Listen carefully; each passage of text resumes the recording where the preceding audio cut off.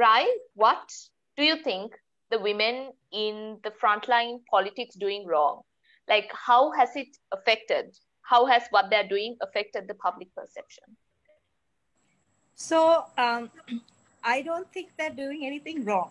Somewhere I left that question be because I thought that was an interesting way of looking at it, because I also do believe that that is the social narrative. They're not doing it right, and therefore they don't have a space, or they don't deserve to hold the space. So they are not doing anything wrong.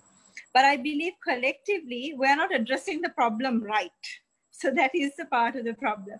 I think parties are definitely to blame. Party structures are to blame for this inadequacy. If anything, I think that might be a better way to talk about it. The lack of infrastructure that is given, the lack of access, the lack of Kavi's talked about it multiple times, and that is one of the leading reasons for women to not actively engage in politics, which is campaign financing. So those are all things that are wrong. I mean, again, I bring this back to, we rarely hold the men to the same standards that we hold women.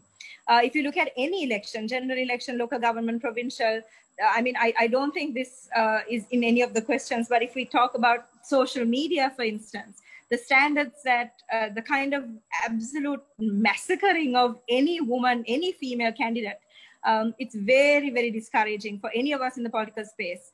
And it also happens not just with women, by men, but it also happens by women, because socially that's how, you know, we've constructed the role of a woman in a very particular way, as a subservient, you know, a being who is either a mother, a daughter, a sister, and that is our kind of role in society and in this world. So anyone going against that norm or swimming upstream is going to face some kind of rebuttal, some kind of you know, force against them. And social media has provided the perfect platform for women.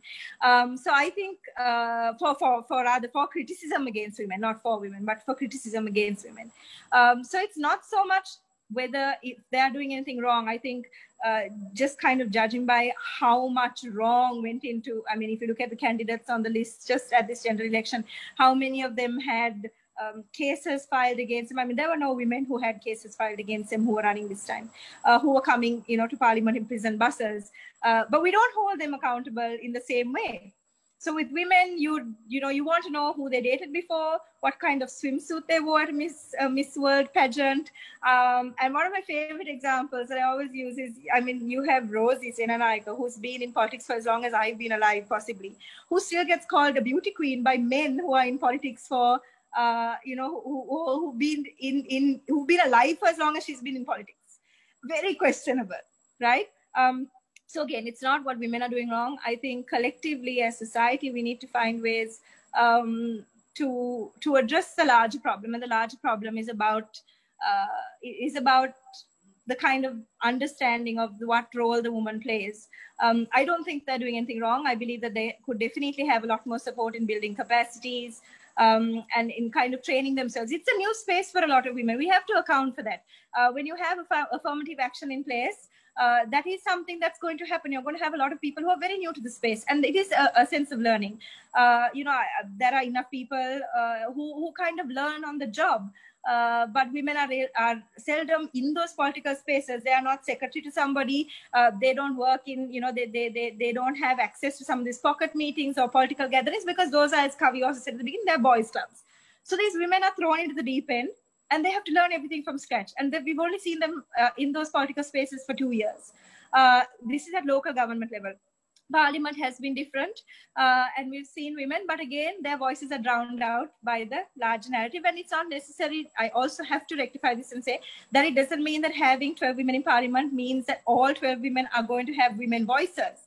A lot of them will also take on the patriarchal tone of their own parties, of their own party leaders, which is why, for me, it's always been advocating for women who also, as I said, speak on behalf of women, and not just women, but also men who can be allies to women's issues and to women's voices. So I think those are two things that have to be addressed. Are the women doing anything wrong? No. Are we doing something wrong? Yes.